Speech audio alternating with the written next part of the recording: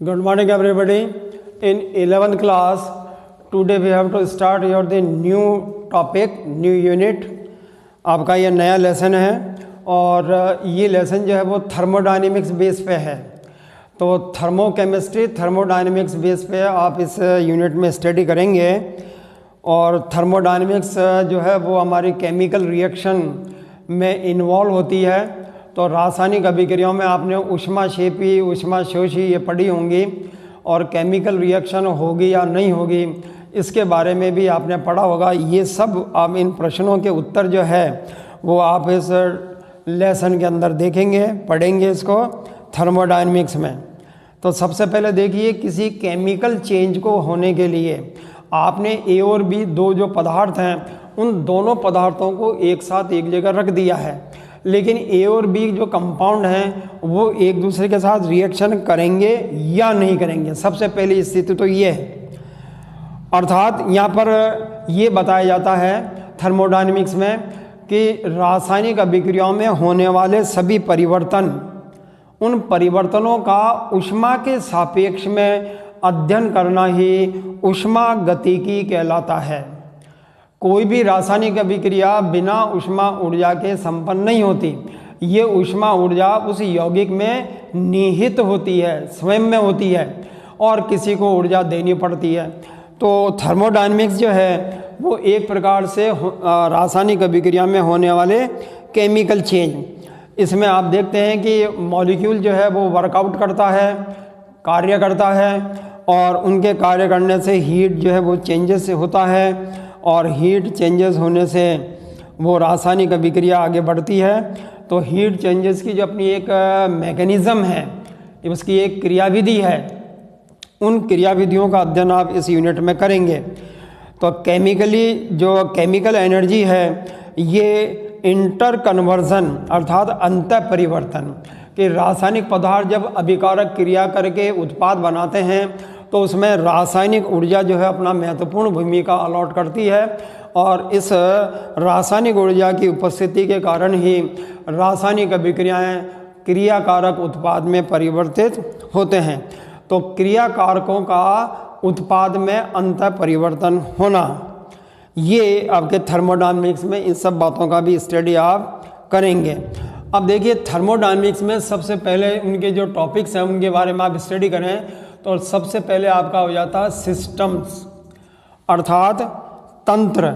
इसको हम निकाय भी बोलते हैं हिंदी में और इसको तंत्र भी कहा जाता है। तो ये रासायनिक अभिक्रियाओं का अध्ययन कितनी प्रकार से किया जा सकता है, उनके क्या क्या सिस्टम्स हैं, क्या तंत्र हैं।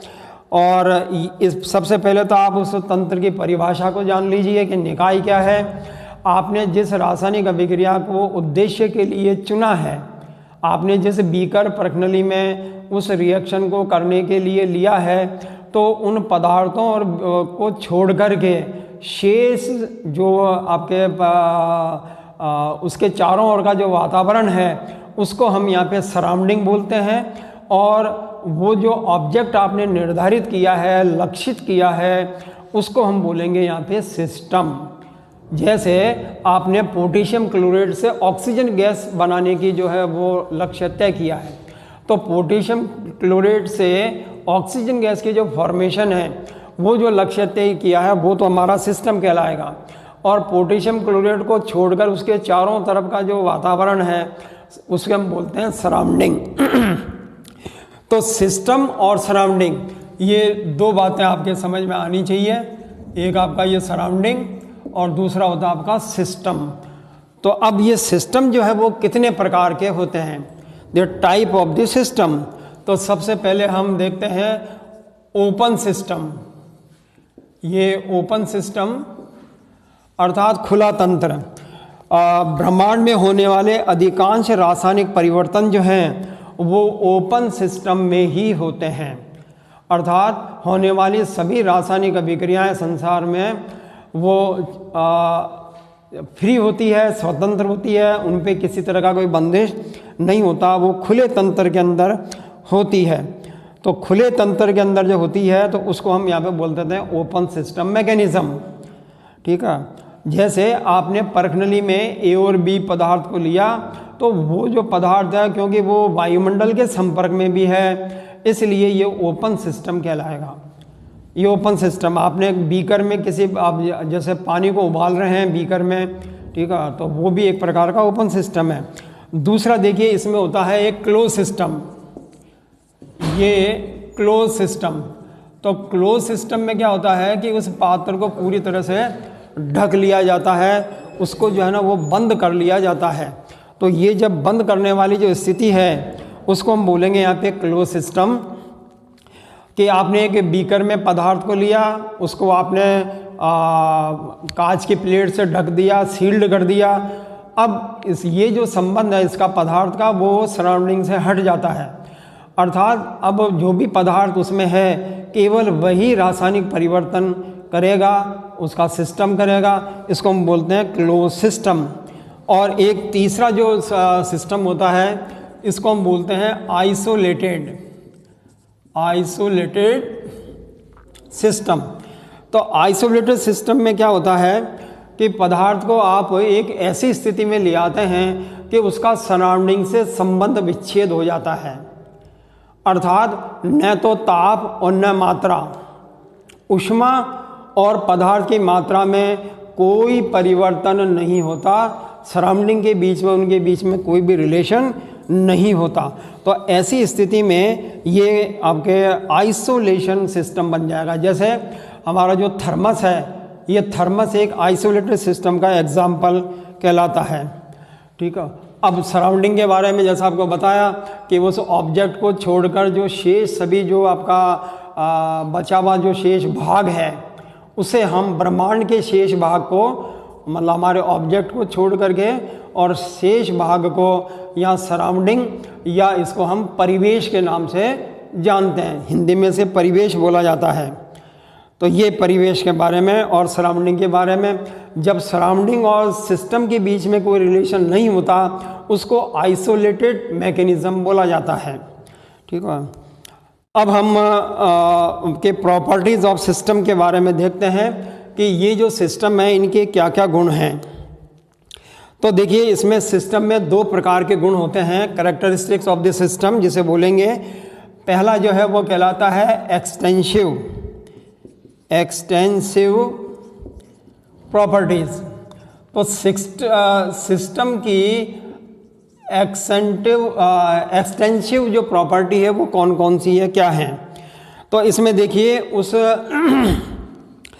कि वे सभी गुण उस तंत्र के जो उसकी मात्रा परिमाण उस पर निर्भर करते हैं। जैसे देखिए वॉल्यूम, मास, एंट्रोपी, ऊष्माधारिता, आंतरिक ऊर्जा, ये सभी जो है उस पदार्थ की मात्रा पर निर्भर करते हैं। अगर मात्रा कम होगी तो आयतन कम होगा, मात्रा ज़्यादा होगी तो आयतन ज़्यादा हो जाएगा, मात्रा कम होगी तो ऊष्माधारिता कम हो जाएगी और मात्रा ज़्यादा हुई तो ऊष्माधारिता बढ़ जाएगी। इसका मतलब ये हुआ कि ये जो गुण हैं वो पदार्थ की मात्रा पर निर्भर करते हैं। दूसरा है उसको हम बोलते हैं ये जो सेकंड कैरेक्टरिस्टिक है इसको हम इंटेंसिव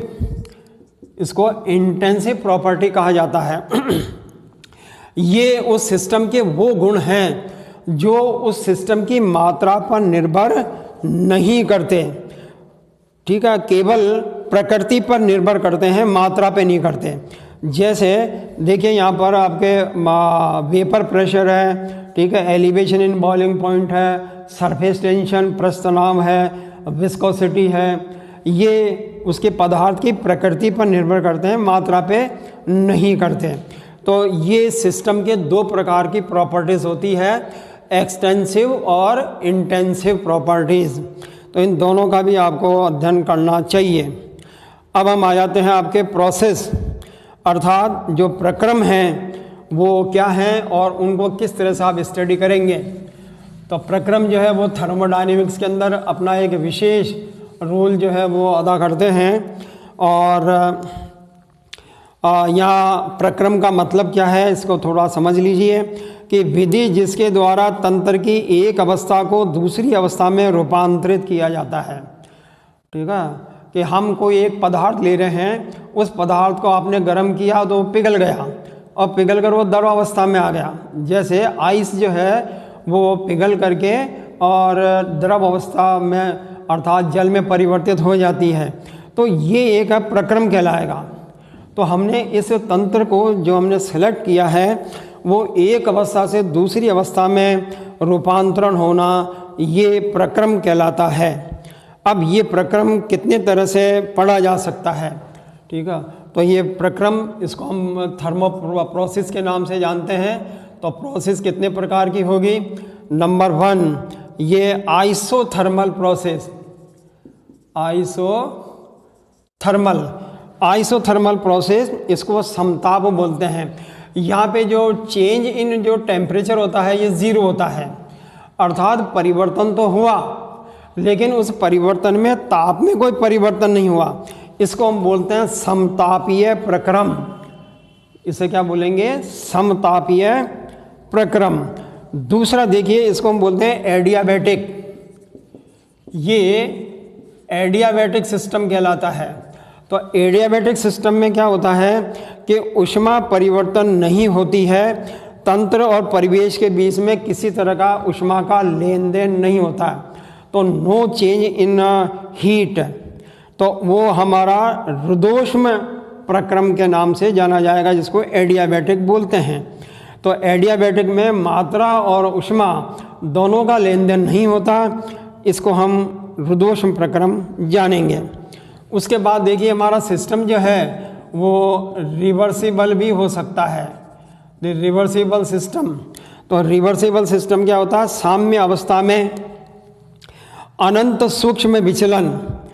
तो यहाँ पे प्रेरक बल जो है वो लेफ्ट से राइट की ओर की रासायनिक अभिक्रियाएं जो है वो बाईं से दाईं ओर होती है, अर्थात क्रियाकारक से उत्पाद। अब जब आपके लेफ्ट टू राइट आपने ए पदार्थ लिया और उसको आपने प्रोडक्ट पी में कन्वर्ट किया और पी जो है वापस ए में कन्वर्ट हो जाता है, तो ये रिवर्सिबल सिस्टम कहलाता है। अधिकांश जो रिवर्सिबल सिस्टम है वो आपके क्लोज सिस्टम कहलाते हैं। जब बंद पात्र में अभिक्रिया होती है तो वो रिवर्सिबल बन जाएगी। दूसरा देखिए इसमें एक नंबर 4 ये इरिवर्सिबल। तो इरिवर्सिबल सिस्टम क्या है? तो इरिवर्सिबल सिस्टम में क्या होता है? ऊष्मा गति में साम्य अवस्था में नहीं होता। यहाँ तो जो है ये साम्य की स्थिति, ये हमारा संकेत है, तो यहाँ तो क्या इक्विलिब्रियम एस्टैब्लिश हो जाएगा। इरिवर्सिबल में एस्टैब्लिश नहीं होता, अर्थात सराउंडिंग और आपके सिस्टम के बीच में लेन देन होता है, और ऐसी स्थिति में ये इरिवर्सिबल हो जाएगा, ठीक है। ये क्लोज में होता है, ये इरिवर्सिबल ओपन सिस्टम बन जाएगी। इसको हम स्वतः संपन्न अभिक्रिया भी कहते हैं। अवस्था फलन, अवस्थाओं का फलन हम इस प्रकार से व्यक्त करते हैं कि यहाँ पे अवस्था की व्याख्या आवश्यक नहीं है, बल्कि उस सिस्टम में होने वाले जो परिवर्तन हैं उनके कौन कौन से कारक हैं, कौन से चर हैं, वो उनके अवस्था फलन कहलाते हैं। अर्थात जिनके कारण ये रासायनिक परिवर्तन होता है वो कारक है ना, वो उन कारकों को, उन स्टेप्स को हम यहाँ पर अवस्था फलन या स्टेट फंक्शन के नाम से जानेंगे। जैसे अवस्था फलन के मापन में आपके पी, वी और टी, ये स्टेट फंक्शन कहलाता है, स्टेट फंक्शन। तो स्टेट फंक्शन में पी, वी और टी अर्थात प्रेशर, वॉल्यूम और टेम्परेचर, इनके द्वारा हम इसको व्यक्त करते हैं अवस्था फलन में कि दाब के द्वारा क्या परिवर्तन हुआ, वॉल्यूम में क्या चेंजेस हुआ, टेम्परेचर में क्या चेंजेस हुआ, ये इस तरह से। तो पीवीटी को निर्धारित करने के लिए अन्य गुणों के मान स्वतः ही निश्चित हो जाते हैं और तंत्र की प्रकृति जो है वो इस पर निर्भर करती है। उसके बाद देखिए एक इंटरनल एनर्जी, एक आपका सिस्टम में और आता है इसमें, इसको हम बोलते हैं इंटरनल एनर्जी, और इसको हम ई से डिनोट करते हैं। ई से इसको डिनोट किया जाता है एनर्जी को, इंटरनल एनर्जी। ये क्या है? तो देखिए प्रत्येक रासायनिक पदार्थ में उसमें निहित ऊर्जा जो होती है उसको हम यहाँ पे आंतरिक ऊर्जा के नाम से जानते हैं। ये आंतरिक ऊर्जा कहलाती है।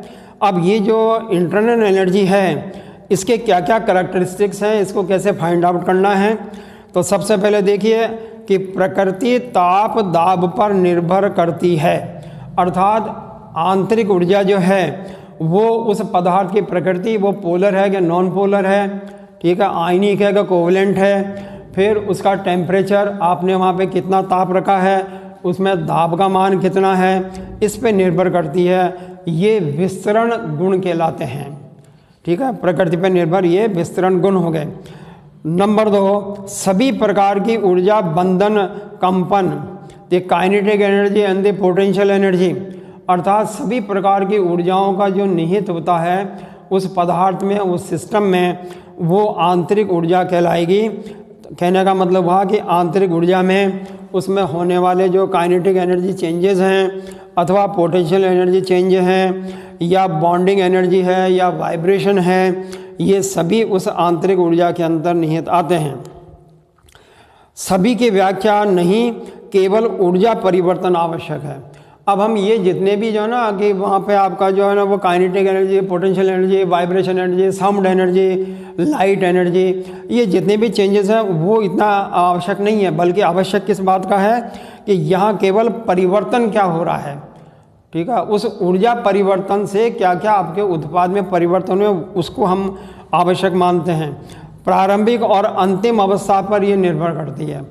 आंतरिक ऊर्जा जो होती है इंटरनल एनर्जी, ये उस सिस्टम की प्रारंभिक और अंतिम ऊर्जा पर निर्भर करती है। जैसे मान लीजिए हमारी प्रारंभिक ऊर्जा E1 थी और अंतिम ऊर्जा E2 हो गई, तो E2 minus E1 is equal to delta E। तो ये आंतरिक ऊर्जा परिवर्तन कहलाया, ये हमारी प्रारंभिक और ये अंतिम, ठीक है। ये पथ पर निर्भर नहीं करती है। तो रासायनिक अभिक्रिया किस पथ के द्वारा हो रहा है उस पर निर्भर नहीं करती, हमें तो केवल प्रारंभ और अंत को ही देखना है। मध्य में क्या क्या परिवर्तन हुए, कितने स्टेप हुए। जैसे कोई रासायनिक अभिक्रिया एक से ज़्यादा स्टेप में होती है, मान लीजिए 4 स्टेप में हुई, तो हमें पहले और चौथे स्टेप का अध्ययन करना है, उसी से हमें यह आंतरिक ऊर्जा की कैलकुलेशन आएगी।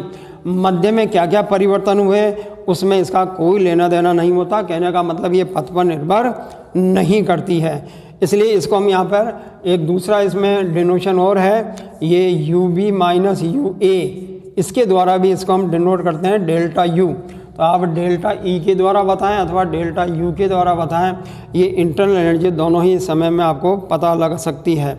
डेल्टा U में परिवर्तन जो है ये ऊष्मा प्रवेश या निष्कासन, इसमें चेंजेस कब होगा कि या तो सिस्टम ऊर्जा को ग्रहण करे अथवा हमारा सिस्टम ऊर्जा का परित्याग करे। तो ग्रहण करना अवशोषण और परित्याग करना उत्सर्जन। तो जब सिस्टम के द्वारा अवशोषण और उत्सर्जन होता है तो उसी स्थिति में ये डेल्टा U चेंजेस होता है।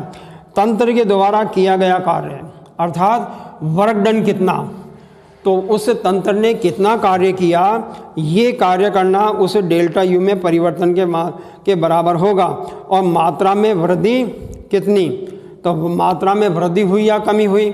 आपने रासायनिक अभिक्रिया की है तो आयतन में परिवर्तन कितना हुआ, पहले आयतन कितना था अब आयतन कितना हुआ, तो ये मात्रा में वृद्धि या कमी। तो डेल्टा U में परिवर्तन जो है वो पता लगाने के लिए ऊष्मा प्रवेश में निष्कासन और या तंत्र के द्वारा किया गया कार्य, ये मात्रा में वृद्धि, इसके द्वारा हम पता लगा सकते हैं। तो ये डेल्टा U के बारे में। अब इसमें एक आपका वर्क, एक टॉपिक इसमें और ले लेते हैं हम समझने के लिए कि जो तंत्र है वो कार्य करता है तो वो उसका जो वर्क डन होता है उसका तरीका क्या है। तो कार्य करने का जो तरीका होता है कि यहाँ पे W से इसको डिनोट करते हैं हम वर्क को। तो सिस्टम के द्वारा किया गया जो कार्य है वो किस प्रकार से हो, तो तंत्र ऊर्जा में परिवर्तन ऊष्मा के द्वारा होता है, ये हम सब जानते हैं। और कार्य भी तंत्र की ऊर्जा में परिवर्तन करता है। जब कार्य करता है ना सिस्टम, तो या तो उसमें ऊर्जा में कमी आएगी या ऊर्जा में वृद्धि होगी। और रुद्धोष्म प्रक्रम जो होता है उसमें अवस्था परिवर्तन समान होता है, ठीक है। रुद्धोष्म प्रक्रम में जैसे जल को आप हिडोलक या पैडल के द्वारा मत करके उसमें चेंजेस लाएं, अथवा समान जल में आप निमज्जन छड़ जो हमारी जो इमर्जन रॉड है उसके द्वारा परिवर्तन लाएं। तो रुद्धोष्म प्रक्रम जो है अवस्था परिवर्तन होता है, तो उसमें ये उस पथ को क्या किया हमने पहले उसको विडोलक के द्वारा उसमें परिवर्तन कर लिया, अथवा उसमें जो है वो इमर्जन रॉड डाल के भी हीट चेंजेस किया जा सकता है। तो जल ने ऊष्मा को ग्रहण किया अथवा जल ने ऊष्मा का परित्याग किया। समान जल में निमज्जन छड़ जो है वो UA माइनस UB अर्थात TA से TB होगा। तो ये UA से जो चेंजेस हुआ वो UB में हुआ, तब हम कहेंगे कि TA से जो चेंजेस है वो TB के अंदर हुआ, ताप में परिवर्तन। ठीक है, इसको ताप में परिवर्तन अर्थात सिस्टम ने ऊर्जा को ग्रहण किया है, ऊष्मा को ग्रहण किया है। अब जब ये ऊष्मा को ग्रहण किया तो उसने कार्य तो किया ही है। अब ये जो कार्य किया है W, तो ये W बराबर आपका डेल्टा U, ये बराबर आज आपका हो जाएगा UB माइनस UA, अर्थात ये हमारा डेल्टा T जो है वो डेल्टा T बराबर ये TB माइनस TA, ये प्रारंभिक अवस्था, ये अंतिम अवस्था। तापमान प्रारंभ में कितना था और ये बाद में कितना हुआ। तंत्र द्वारा परिवेश के लिए किया गया कार्य जो है डेल्टा U, ये डेल्टा U जो है वो पॉजिटिव है, यहाँ पर पॉजिटिव वर्क डन हुआ है। सभी कार्य जो यांत्रिक है, विद्युत है, गुरुत्व है, दाब में, आयतन में जो परिवर्तन है, ये सभी कार्य जो होता है वो आपके किसके द्वारा होता है।